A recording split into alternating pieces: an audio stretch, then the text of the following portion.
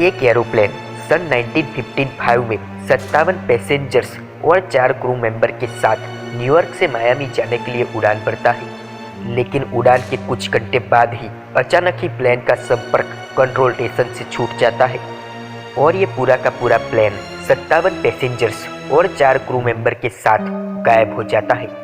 लेकिन फिर इस घटना के 36 साल बाद सन 1992 में यही एरोप्लेन कारकस वेनेजुएला के इंटरनेशनल एयरपोर्ट पर लैंड करता है। तो आखिर 36 साल तक ये एरोप्लेन कहाँ था? क्या ये एरोप्लेन टाइम ट्रैवल करके लौटा था? क्या इसके पीछे एलियंस का हाथ था? या फिर क्या ये एरोप्लेन किसी दूसरी दुनिया में चला गया था? जानेंगे इन सभी सवालों के जवाब। लेकिन उससे पहले आपने अभी तक हमारे चैनल को सब्सक्राइब नहीं किया है तो हमारे चैनल को सब्सक्राइब करके बेल आइकन जरूर ऑन कर दीजिए ताकि ऐसी ही इंटरेस्टिंग वीडियो की नोटिफिकेशन आपको मिलती रहे। इस प्लेन के गायब होने के 36 साल बाद सन 1992 में कारकस वेनेजुएला के इंटरनेशनल एयरपोर्ट की तरफ बिना किसी परमिशन के एक अननोन प्लेन आगे बढ़ रहा था। कंट्रोल स्टेशन के कर्मचारियों ने उस प्लेन के पायलट से कांटेक्ट करने की कोशिश की, लेकिन कोई भी जवाब न आने पर कंट्रोल स्टेशन ने रनवे खाली कराकर प्लेन को लैंड करने की इजाजत दे दी। अब तक तो कंट्रोल स्टेशन के सभी कर्मचारियों को सब कुछ सही लग रहा था, लेकिन फिर जैसे जैसे प्लेन नजदीक आने लगा वैसे वैसे कंट्रोल स्टेशन में मौजूद सभी कर्मचारियों का डर भी बढ़ने लगा, क्योंकि उन्होंने देखा कि ये तो बहुत सालों पुराना प्लेन है और उस प्लेन को बनाने वाली कंपनी तो कई साल पहले ही बंद हो चुकी थी।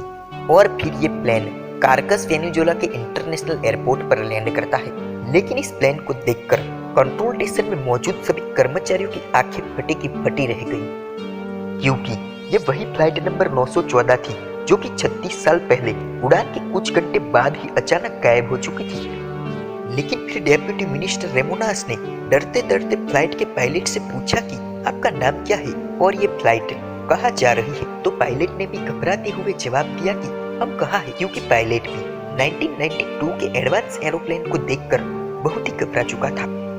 और फिर पायलट ने घबराते हुए कहा कि ये फ्लाइट नंबर 914 है जिसमें 57 पैसेंजर और 4 क्रू मेंबर्स है और ये फ्लाइट न्यूयॉर्क से मायामी के लिए है। पायलट की ये बात सुनते ही कंट्रोल रूम में एकदम ही सन्नाटा छा गया, क्योंकि फ्लाइट नंबर 914 का डेस्टिनेशन पॉइंट मायामी कारकस वेनेजुएला से 1800 किलोमीटर दूर था। तभी कंट्रोल रूम के एक कर्मचारी ने पायलट से कहा कि ये तो कारकस वेनेजुएला साउथ अमेरिका है और क्या आप रास्ता भटक गए हो? लेकिन पायलट की तरफ से कोई भी जवाब नहीं आया। तभी डॉक्टर कोटे ने सुना कि प्लेन का पायलट अपने को पायलट से कह रहा था कि सर ये क्या अजीब सी चीज है। उन्हें जेट प्लेन देखकर ये लग रहा था कि उन्होंने एयरपोर्ट पे खड़ा कोई एरोप्लेन नहीं बल्कि कोई स्पेसशिप देख लिया हो। लेकिन तभी पायलट का रिप्लाई आया, ओह माय गॉड। तभी डॉक्टर कोटे ने उनसे कहा कि आपको टेंशन लेने की कोई जरूरत नहीं है, मैं आपकी सहायता के लिए एक टीम भेज रहा हूँ। आप सब प्लेन का दरवाजा खोल के धीरे धीरे बाहर आ जाइए।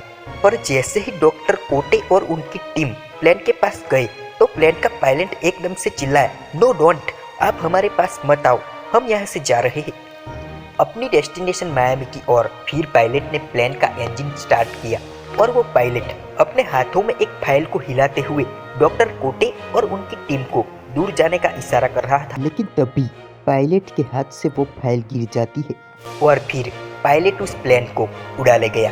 फिर डॉक्टर कोटे ने वो गिरी हुई फाइल उठाई और उसमें देखा तो उसमें एक 1950 का कैलेंडर था और ये गिरा हुआ कैलेंडर ये साबित करता है कि ये वही प्लेन था जो 36 साल पहले 1950 में गायब हो चुका था। और फिर कारकस वेनेजुएला की सरकार ने बाद में कंट्रोल स्टेशन और पायलट के बीच हुई बातों का रिकॉर्डिंग और वो कैलेंडर, इन सभी सबूत को गवर्नमेंट द्वारा जब्त कर लिया गया और इस पूरी की पूरी घटना को गवर्नमेंट ने बाहर नहीं आने दिया। और फिर ये प्लेन और उसमें मौजूद सभी पैसेंजर आज तक कभी लौट कर वापस नहीं आ सके। और ये पूरा का पूरा प्लेन और उसमें मौजूद सभी लोग, वो आखिर पूरा का पूरा कहाँ गायब हो गया, इसका जवाब आज तक बड़े से बड़े वैज्ञानिक भी नहीं दे पाए हैं। आज हमारे विज्ञान ने चाहे कितनी भी तरक्की कर ली हो, लेकिन आज भी हमारी पृथ्वी और हमारे यूनिवर्स में बहुत सारी चीजें ऐसी हैं जिसे हम पूरी तरह से नहीं जान पाए हैं। और अगर आप ऐसी ही अनसॉल्व्ड मिस्ट्री के बारे में और भी ज्यादा जानना चाहते हो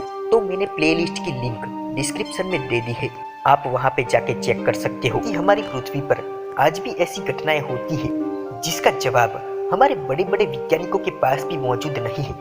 तो चलिए फ्रेंड्स, मिलते हैं अगले वीडियो में एक नई मिस्ट्री के साथ। तब तक के लिए गुड बाय।